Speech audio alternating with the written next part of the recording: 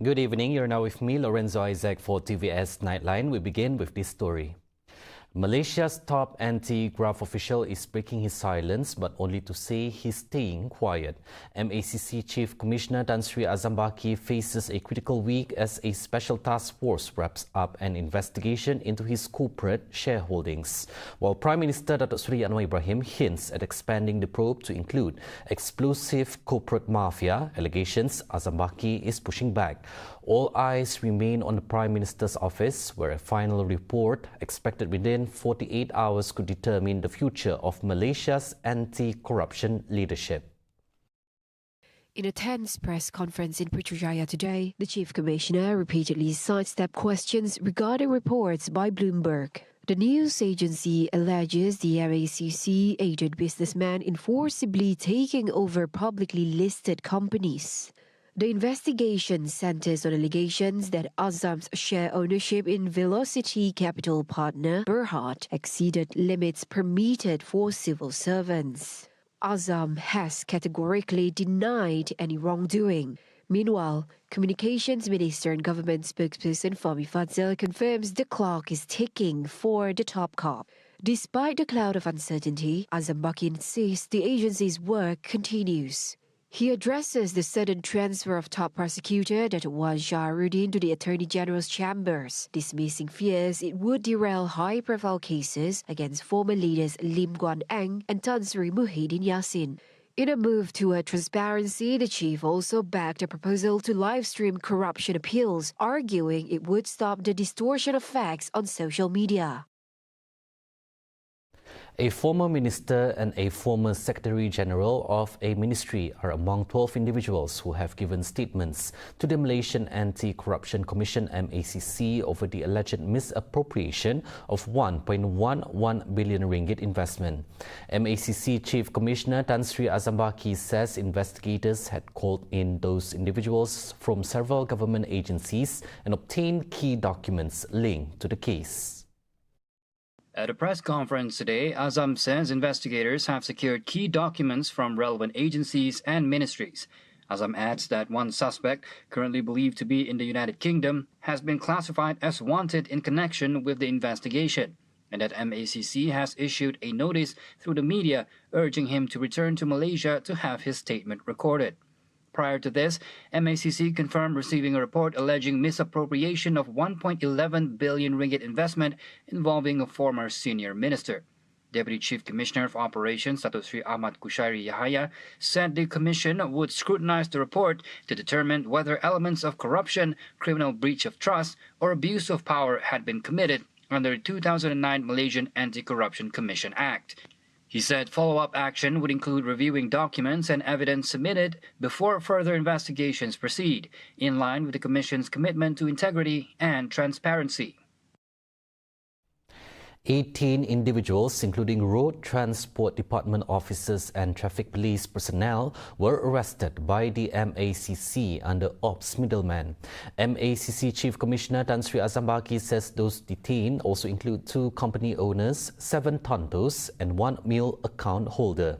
The operation, which began on February 24th, targets middlemen or tontos suspected of involvement in bribery linked to road enforcement officers. Dan operasi ini telah dijalankan sejak 24 Februari 2026. Satu siasatan terkini ialah di mana SPRM telah membuat tangkapan di mana melibatkan 4 orang pegawai GPJ, 4 anggota polis trafik, 2 pemilik syarikat, 7 tonto yang terlibat dan juga 1 orang pemilik akaun Kaldai, yang mana ini merupakan orang awam. Jadi jumlah mereka yang ditangkap dalam kes ini untuk dijalankan siasatan adalah seramai 18 orang. Each individual arrested will be investigated under Section 17 Bracket B of the 2009 MACC Act, while government officers are investigated under Section 17 in Bracket A of the same Act. During the operation, MACC also seized cash in multiple currencies, including over 326,000 ringgit, 7,000 Singapore dollars and 2 million rupiah, as well as 25 vehicles estimated to be worth 2.5 million ringgit. Also seized were jewellery worth approximately 40,000 ringgit, 27 mobile phones and 41 walkie-talkies believed to have been used by the Tontos to coordinate movements to evade enforcement action. A total of 59 individuals and company accounts were frozen, involving nearly 4.7 million ringgit, bringing the overall value of seizures and frozen assets to more than 7.7 million ringgit.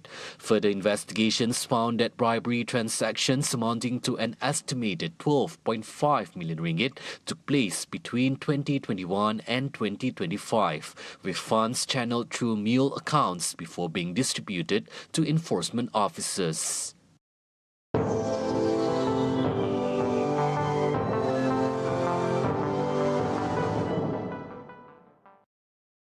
Over to the war in the Middle East. Iran has no intention of negotiating with the United States and says it can continue the Middle East war for as long as necessary.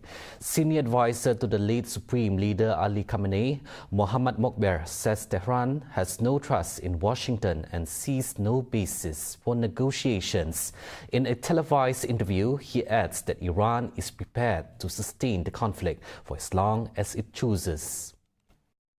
ما هیچ اعتمادی با آمریکایی‌ها نداریم و بنای هیچ مذاکره‌ای هم با آمریکایی‌ها نداریم. این نکته مهمیه. ما جنگ رو میتونیم ادامه بدیم. ما یه بار As tensions remain high, the country prepares to bid farewell to its longtime leader. Iran announces a 3-day state funeral for Ayatollah Ali Khamenei, who died at the age of 86 in U.S.-Israeli strikes. Authorities say members of the public can pay their respects beginning at 10 p.m. local time at the Imam Khomeini Grand Mosque in Tehran. Khamenei is said to be buried in his hometown of Mashhad in northeastern Iran. Day 6 since Iran, US and Israel exchange fire, the death toll rises, infrastructure is being destroyed and residential buildings and media stations become targets, a clear violation of the international law. Since Monday, RT correspondent Steve Sweeney says 8 to 10 blasts were heard as early as 6 a.m. From then on, attacks became more relentless. Let's join him in Beirut, Tehran. The Israeli Defense Force issued a number of evacuation orders. Now, we know that from people on the ground inside Dahir that a number of residential buildings were targeted, along with the Al-Manar and Al-Noor media stations, a television station and a radio station that are affiliated to Hezbollah. Of course, these are deemed illegitimate targets, actually, under international law. It's illegal, unlawful, and in fact a war crime to target media organizations. Missiles, rockets and drones were fired at the Israeli port city of Haifa, which then the Israelis responded to with these huge wave of blasts across southern Lebanon. A huge wave of evacuation orders for some 53 towns were issued on Monday, so people were trying to make their way out. Then later on Monday afternoon, this shock announcement in many ways from the Prime Minister, Nawaf Salam, announcing that he was banning Hezbollah's military wing and banning its military operations. We can take a listen to his statement on that. The Lebanese state declares its absolute and unequivocal rejection of any military or security actions launched from Lebanese territory outside the framework of its legitimate institutions, and affirms that the decision of war and peace rests exclusively with it. This necessitates the immediate prohibition of all Hezbollah security and military activities, considering them illegal, and obligates Hezbollah to surrender its weapons to the Lebanese state and confine its activities to the political sphere within constitutional and legal frameworks, thereby enshrining the state's monopoly on the use of force, reinforcing its full sovereignty over its territory. We understand that the meeting was a very stormy one. We've heard from one insider who's leaked some details about what happened there. Nawaf Salam, the Prime Minister, was apparently very angry. He shouted, "What have you done?" This is in relation to Hezbollah's rocket launches into Israel. And he had this almost tense standoff with the Army Chief Rudolf Haikal after he ordered him to move ahead immediately and confront Hezbollah to take their weapons from them. And he said and this is what we've heard, that he didn't care if this caused a civil war, which is, of course, one of the consequences. This is something that many people are speaking about after Salam's announcement. This is one of those consequences should the Lebanese army or indeed any other force try and take those weapons from Hezbollah directly. Now, we waited for a response from Hezbollah. That came yesterday or Monday evening from the MP, Mohammed Darad, who said, as we expected, rejected that call for the disarmament of Hezbollah. So this could lead to a very, very precarious confrontation. Now, as we said earlier, the people have been leaving the south of Lebanon in their droves. The roads are absolutely gridlocked as people are trying to make their way to a place of safety. People have been stuck there for hours upon hours. Very sadly, we've heard this is the holy month of Ramadan, so people are fasting at this time. Israel is bombing us indiscriminately to force people to leave their homes. We left at 2 o'clock and arrived at 12. We have been here at the border for 3 to 4 hours. We were in Nabatea when they issued an evacuation warning, so we had to leave. We heard just before we came on air more rocket attacks emanating from southern Lebanon into Israel. We've heard that the sirens have been alerted in those border areas. So we know that we can expect more over the course of the day. But one thing is very clear is that Lebanon has now been dragged fully into what is now a regional war. The government is monitoring the current conflict in the Middle East but has assured that there will be minimal impact on Malaysia's total trade.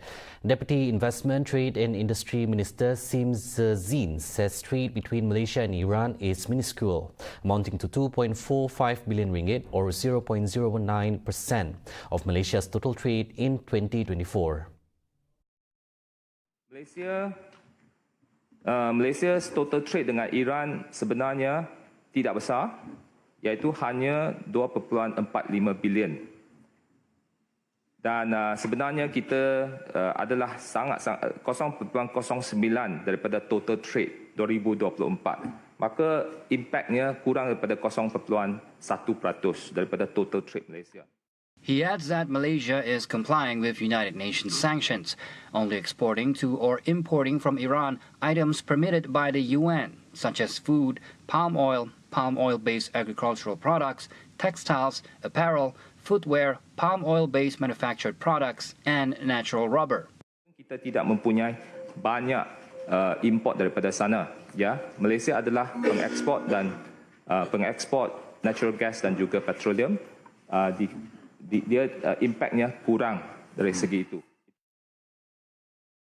Sarawak Customs official dismantled a major smuggling operation in Cebu, seizing untaxed cigarettes and liquor valued at 1.36 million ringgit.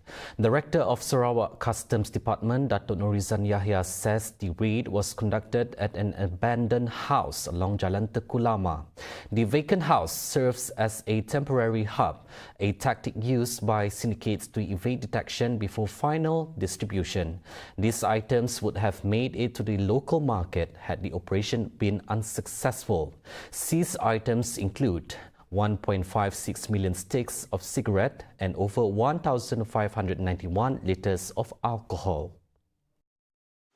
Hasil pemeriksaan, pasukan serbuan telah berjaya menjumpai sebanyak rokok yang dinyatakan tadi dan minuman keras yang adalah KGB SDN ni, yang disyaki merupakan barang larangan di bawah Perintah Kastam Larangan mengenai import 2023. Kesemua barang tersebut telah disita untuk siasatan lanjut. Nilai sitaan rokok dan minuman keras tersebut dianggarkan berjumlah RM244,551.52, manakala jumlah duty import cukai jualan yang terlibat ialah RM1,112,773.27. Investigations under Section 135(1)(d) of the Customs Act 1967 are ongoing. Under this statute, convicted offenders face heavy penalties, including fines of up to 500,000 ringgit. Beyond the financial hit, the accused face mandatory prison sentences ranging from 6 months to 5 years. Those were the updates on TVS Nightline. I'm Lorenzo Isaac. Thank you for watching and have a good night.